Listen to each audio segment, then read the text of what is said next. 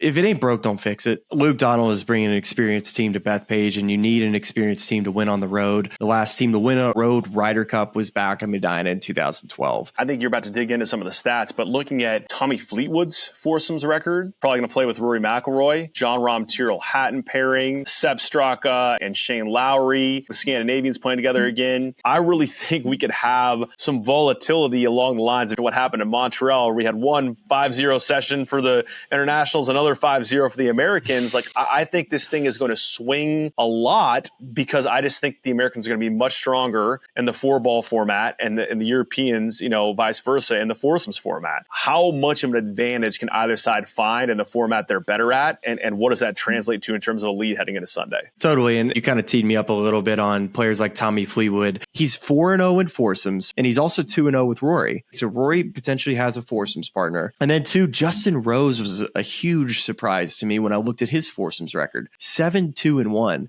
He didn't play foursomes back in Rome, but that's an incredible asset to have in your back pocket if you feel like a guy isn't quite in form. And then other guys too, like John Rahm, also 4-0 in foursomes. Possible partners, of course, with Hatton, who's already a team member that he has a close relationship with. And then Shane Lowry and Sepp Straka, two players that have won a match in Rome in that first session last year. And then we saw what Hovland and Ludwig did to Scotty Scheffler and Koepka. The pairings for foursomes are going to be fairly easy for Luke Donald to put together, at least out on Friday morning. That's why I lean heavily towards the favorites. The United States will definitely lean heavily on just trying to get to singles play at even. The United States have to find a way to get some foursomes pairings together that they're comfortable with. They might lean a little bit more on form heading into that Friday morning, where I think the European side is going to lean into history and experience of guys that have played together.